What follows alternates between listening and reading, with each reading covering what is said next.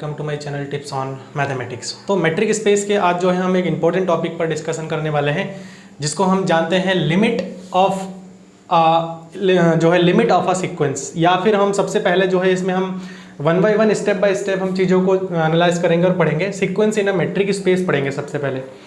Sequence के बाद जो है हम पढ़ेंगे कि लिमिट ऑफ अ सीक्वेंस, ठीक। उसके बाद जो है कन्वर्जेंस इन मैट्रिक स्पेस। मैट्रिक स्पेस में कन्वर्जेंस क्या होता है? देखिए, हम लोगों ने जो है रियल एनालिसिस में भी पढ़ रखा है कि लिमिट क्या होता है, लिमिट पॉइंट क्या होता है ना, लिमिट ऑफ सीक्वेंस क्या होता है, सीक्वेंस क्या होता है। ये सारे जितने भी टॉपिक्स है वो सारे के सारे हम लोगों ने जो है रियल एनालिसिस में भी पढ़ा है।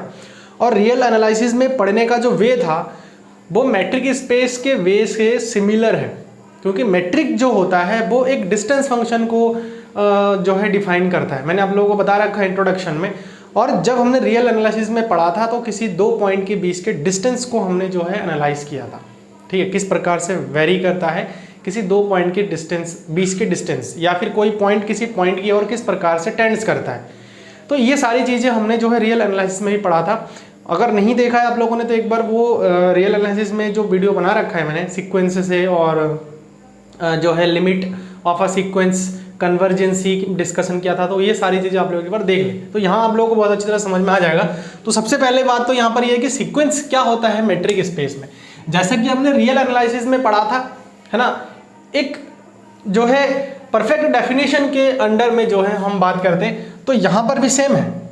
Let x, d be a metric space a function f n to x, मतलब एक रियल नंबर, नेचुरल नंबर में से जो है एक एक्सिटी मैट्रिक, ठीक है, ये एक मैट्रिक कहलाता है x।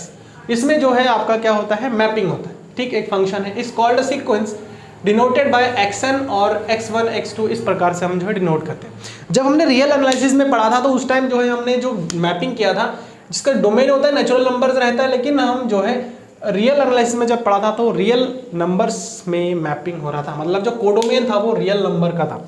लेकिन मैट्रिक स्पेस में पढ़ रहे तो इसमें जो हमारे कोडोमेन होगा वो हमारा मैट्रिक के सेट में से निकल के आएगा। अब बात यहाँ पर यह है कि अगर जो है हम बात कर रहे हैं कि सीक्वेंस का, तो सीक्वेंस क्या होता है, एक मैपिंग हम डिफाइन करते हैं सिंपली। ये एक नेचुरल नंबर का सेट होता है और ये एक्स मैट्रिक होता है। अगर मैं बात करूँ नेचुरल नंबर में क्या होता है, 1 2 3 इस प्रकार के नंबर्स होते हैं। तो मैं अगर 1 की मैपिंग करूँ तो x1 से हो रहा है, अगर मैं 2 की मैपिंग की बात करूँ तो x2 से हो रहा है, अगर मैं 3 की बात करूँ तो x3 से। ऐसे ही जो है लास्ट में जो है अगर n की बात करूँ तो xn के साथ हमारा मैपिंग हो जाता है, मतलब 1 to 1 करस्पॉन्डेंस होनी चाहिए। तो ज़्यादा हम डीपली जाएंगे नहीं, क्योंकि सेम डेफिनेशन वहाँ भी था। यहाँ पर सिर्फ चेंज क्या है कि आपका जो कोडोमेन का जो सेट होगा वो आपका जो है यहाँ पर क्या होगा, मैट्रिक के सेट में से निकल करके आएगा, ठीक है। Is that clear? I think clear हो गया है। अब देखिए यहाँ पर जो है हम बात करेंगे लिमिट ऑफ अ सीक्वेंस, बहुत इंपॉर्टेंट है। अगर आप लिमिट ऑफ अ सीक्वेंस को नहीं समझ पाएंगे तो आप बाकी के टॉपिक्स, अदर टॉपिक जितने भी हैं वो सारे आप लोगों को जो है क्लियर नहीं होगा, ठीक है। तो लिमिट ऑफ अ सीक्वेंस क्या होता है, एक सीक्वेंस जो कि हमने अभी मैट्रिक में पढ़ रखा है कि सीक्वेंस को हम इस प्रकार से डिनोट करते हैं। कैसे? एक करली ब्रैकेट के अंदर जो है xn, या फिर हम 1 2 3, ये बहुत लेंथी है इसलिए हम शॉर्ट में इसी को डिनोट करेंगे एज अ सीक्वेंस, ठीक है। तो हम बात कर रहे हैं कि जो है xn एक सीक्वेंस है ना, और हम ये कह रहे हैं कि जो है एन एलिमेंट जो कि x में के अंदर से आ रहा है। x क्या है हमारा, x जो है मैट्रिक है, ठीक है, मैट्रिक है। मैट्रिक में से एक एलिमेंट हम ले रहे हैं, is said to be a limit.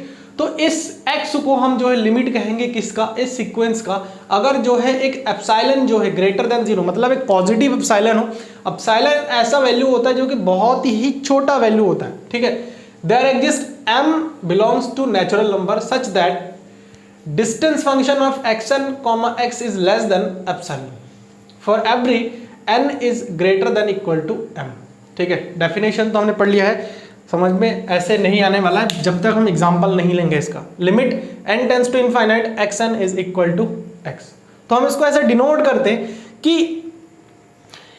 इस सीक्वेंस का, इस x को हम लिमिट तब कहते हैं जब हमारे पास एक पॉजिटिव एप्सिलॉन एग्जिस्ट कर जाए, है ना। पॉजिटिव एप्सिलॉन के लिए देयर एग्जिस्ट m जो है n के अंदर से हो, सच दैट डिस्टेंस ऑफ xn और x, मतलब क्या है, xn क्या है, वही सीक्वेंस, जो सीक्वेंस आपका गिवन रहेगा उस सीक्वेंस का और उस पर्टिकुलर पॉइंट का जो डिस्टेंस होगा, जैसे कि ये है, इस पर्टिकुलर पॉइंट का जो डिस्टेंस होगा वो इस पॉजिटिव एप्सिलॉन से हमेशा के लिए छोटा होना चाहिए।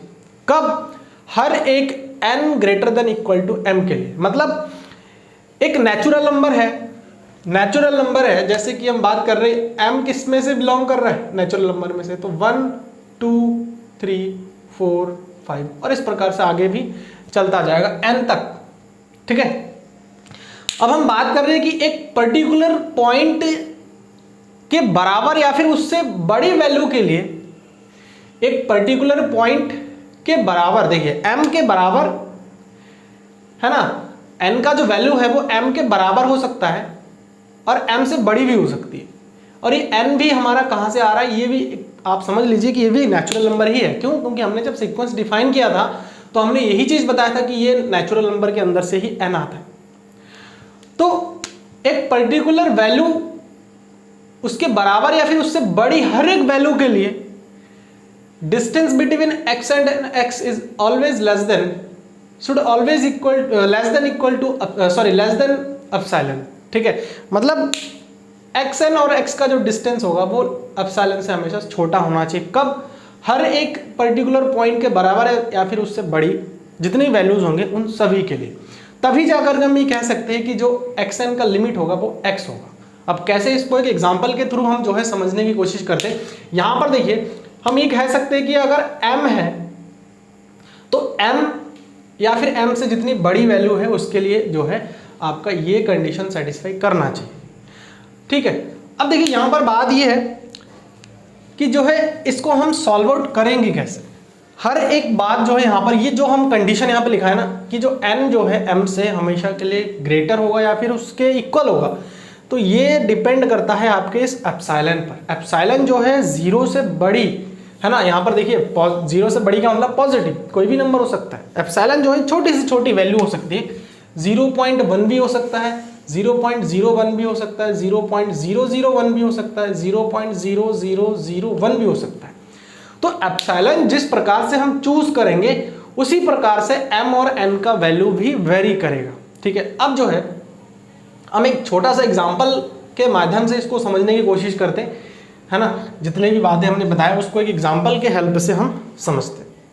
हम सबसे पहले एक जो है मैट्रिक स्पेस ले लेते हैं जो कि R, D। ठीक है, इसमें जो है जो यूजुअल मैट्रिक होता है, usual metric D x, y जो है आपका मॉडुलस x माइनस वाई होता है। ये चीज आपको पता होगा।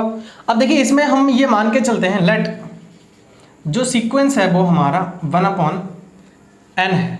ठीक है, और आपको पता है कि ये जो हम मैट्रिक ले रहे हैं वो जो है R में है, रियल नंबर्स में है। ठीक है, रियल नंबर्स में, और इसमें जितने भी हमारे x और y है, फॉर एवरी x, y जो है बिलोंग किस में कर रहा है, रियल नंबर के सेट में बिलोंग कर रहा है। तो हमने एक जो है सीक्वेंस ले लिया है जो कि 1/n के फॉर्म में है। अब इसमें किस प्रकार के एलिमेंट्स होंगे, इसमें एलिमेंट्स किस प्रकार के होंगे, जैसे कि हमने अब जो है n का वैल्यू 1 रखा तो 1, 2 रखा तो 1/2, 1/3, 1/4, 1/5, इस प्रकार के नंबर्स आएंगे। और आप एक चीज नोटिस कर रहे हो, आप जो है एक चीज नोटिस इसमें कर रहे हो कि ये जो हमारे पास सीक्वेंस है वो जो है जितना हम आगे बढ़ते जा रहे हैं, n का वैल्यू हम जितना रखते जा रहे हैं, ये जो है 0 की ओर टेंड्स कर रहा है। आप जो है 1/2, 0.5, 1/3 और छोटा हो जाएगा, ऐसे ही 1/4 और छोटा हो जाएगा, ऐसे ही 1/5 आप डिवाइड करोगे तो और छोटा, मतलब 0 के करीब होते हुए जा रहा है।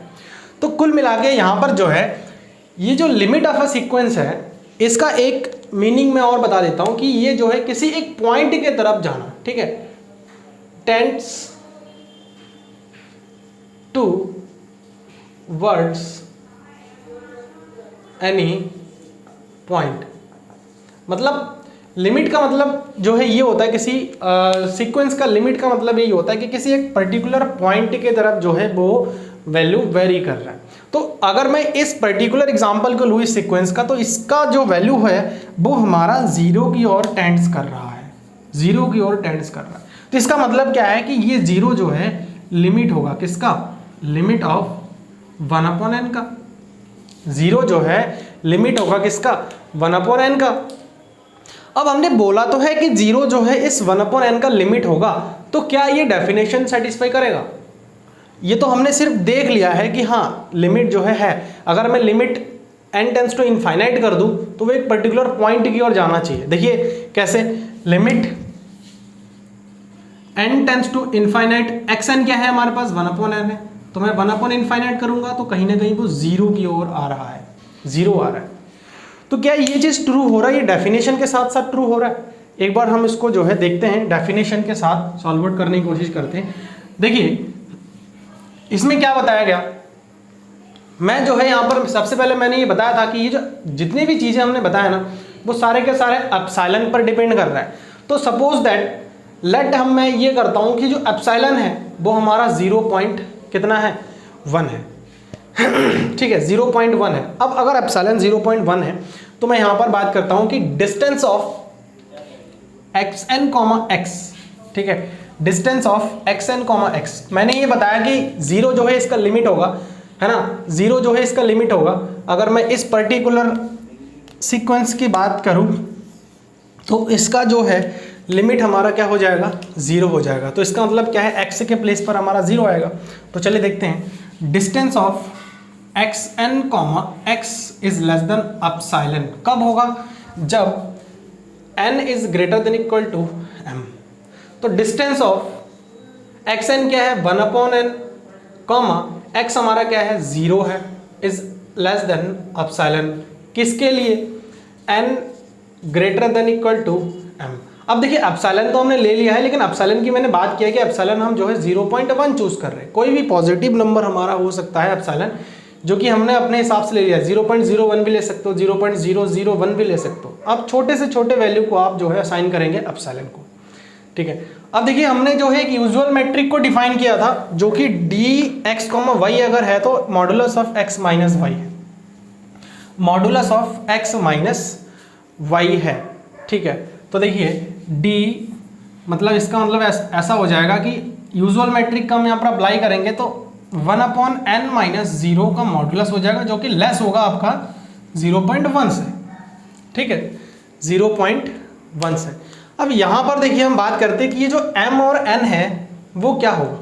देखिए यहाँ पर जो है इसको और सॉल्व आउट करेंगे तो कितना आएगा, 1/n लेस देन है 0.1 से। अब n का वैल्यू आप जो है 1, 2 करके पुट करते जाइए, 0.1 से छोटा आना चाहिए। मैं अगर 1 पुट करूंगा तो 1/1 यानी कि 1, जो कि ट्रू नहीं हो रहा है। तो मैं कितना पुट करूंगा, देखिए मैं कितना पुट करूंगा, 0 जो है यहाँ पर जो है कितना पुट करूंगा, अगर मैं 11 पुट कर देता हूँ, 11 पुट कर देता हूँ, सपोज दैट कि मैं अगर 10 पुट कर रहा हूँ, तो 10 पुट कर रहा हूँ, इसका मतलब क्या होगा 0.1, जो कि लेस देन 0.1 से तो हो ही नहीं सकता है ना, इक्वल है लेकिन लेस देन होना चाहिए हमारा। इधर का जो वैल्यू है 1/n का वैल्यू है वो लेस देन होना चाहिए। तो इसका मतलब ये है कि मैं जो है 10 तो नहीं रख सकता, या फिर मैं 9 भी नहीं रख सकता। आप डिवाइड करके देख लो, 0.1 से छोटा नहीं होगा ये, ठीक है, 0.1 से छोटा नहीं होगा, आपको छोटा चाहिए। तो छोटे के लिए आपको जो है और बड़ी वैल्यू रखना पड़ेगा, इसका मतलब 11 रखना पड़ेगा।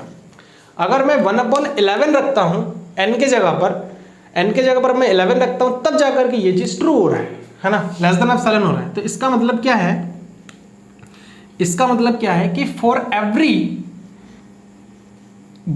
n का जो वैल्यू है वो 11 या फिर 11 से बड़ी जितने भी वैल्यूज होंगे उसके लिए जो है ये हमारा कंडीशन ट्रू होगा। तो यही चीज यहाँ पर बताया गया है, जो कि मैंने आपको रियल एनालिसिस में भी बताया था। रियल नंबर में जब हमने डिस्कशन किया था वहां पर भी ये चीज आप लोगों को मैंने डिस्कशन करके बताया था कि एक्चुअली में बता क्या रहा है। तो यहाँ पर देखिए कंक्लूजन हमारा निकल गया है कि हमारा जो वैल्यू होगा m का वैल्यू मतलब 11 या फिर 11 से जितनी बड़ी वैल्यू है उसके लिए जो है 11 या फिर 11 से जितनी भी बड़ी वैल्यू है उसके लिए जो है वैल्यू हमारा 0 की ओर टेंड्स करना, मतलब 1, 2, 3, 4, 5 इस प्रकार से। अगर मैं 11, 12, 13 और इस प्रकार से वैल्यू लेता हूं तो 11 या फिर 11 से जितनी भी बड़ी वैल्यू है उन सभी के लिए जो वैल्यू होगा हमारा सीक्वेंस जो होगा वो 0 की ओर टेंड्स कर रहा है ना, 0 की ओर टेंड्स कर रहा है। कब, जब एप्सिलॉन हम जो है 0.01 ले रहे हैं। आप एप्सिलॉन 0.1 ले रहे हैं तभी जाकर के ये चीज हो रहा है। अगर मैं 0.01 ले रहा हूं तो आप देखिएगा कि जो m का वैल्यू है वो चेंज हो जाएगा और m का वैल्यू चेंज होने के साथ साथ n का वैल्यू भी आगे की ओर वेरी करेगा। तो यहाँ पर बात वही है कि अगर हम एक पर्टिकुलर वैल्यू उसके बराबर है उससे ज़्यादा ले तो ये कंडीशन हमारा ट्रू होना चाहिए, तभी जाकर के हम कहेंगे कि इस सीक्वेंस का लिमिट हमारा क्या होगा, x होगा। ठीक है, अब आई थिंक ये सारी चीज़ें आप लोगों को क्लियर हो गया है। अब जो है हम बात करते हैं कि कन्वर्जेंट सीक्वेंस क्या होता है। अगर आपको limit of a sequence clear हो गया है तो आपको जाहिर सी बात है कन्वर्जेंट सीक्वेंस भी क्लियर हो जाएगा। ठीक है, कन्वर्जेंट सीक्वेंस हमारा क्या होता है, सेम डेफिनेशन वही है। कन्वर्जेंट सीक्वेंस देखिए क्या है, convergency in metric space, xn is a sequence in metric space, xd is said to be convergent to x। मतलब ये जो इसको हम जो है हम मान के चलते कि एक सीक्वेंस है मेट्रिक स्पेस में, तो हम इस मेट्रिक स्पेस xd को हम जो है कन्वर्जेंट कहेंगे x पर, कब, if for epsilon greater than 0 m belongs to natural number such that distance between xn and x is less than epsilon for every n greater than equal to m। तो वही definition जो कि हमने limit of a sequence में किया था वही जो है कन्वर्जेंट का मतलब यही होता है कि कोई एक पर्टिकुलर वैल्यू के पास जाना, ठीक है, करीब जाना, मतलब वो वैल्यू नहीं होगा। जैसे कि हमने अभी इस एग्जांपल को लिया था कि 1/n है, वो कि 0 के करीब जा रहा है, लेकिन कभी भी ध्यान रखना कि ये जो है वो 0 नहीं होगा। ठीक है, तो करीब पहुंचना मतलब कन्वर्जेंट का मतलब यही होता है कि कोई एक वैल्यू है वो एक पर्टिकुलर वैल्यू के नियरर हो रहा है, मतलब करीब जा रहा है। ठीक है, तो वही चीज़ है, लिमिट भी वही है कि अगर एक पर्टिकुलर वैल्यू है वो किसी वैल्यू के करीब जा रहा है तो वो जो है उसका सीक्वेंस हो जाएगा, और सॉरी लिमिट हो जाएगा। ठीक है, एक सीक्वेंस है, वो सीक्वेंस जो है एक पर्टिकुलर वैल्यू के करीब जा रहा है तो ये पर्टिकुलर वैल्यू इस सीक्वेंस का लिमिट हो जाएगा। या फिर हम कह सकते हैं कि ये जो सीक्वेंस है वो कन्वर्जेंट है 0 पर, मतलब कन्वर्ज कर रहा है 0 पर। ठीक है, तो आई थिंक ये जो लिमिट ऑफ अ सीक्वेंस और कन्वर्जेंस, ये जो दो जो है टॉपिक आप लोगों को आई थिंक क्लियर हो गया है। कल के लेक्चर में हम जो है कंप्लीटनेस वगैरह डिस्कशन करेंगे। सो तब तक के लिए आप लोग जो है इसको अच्छी तरह से जान लें। So thanks for watching this video.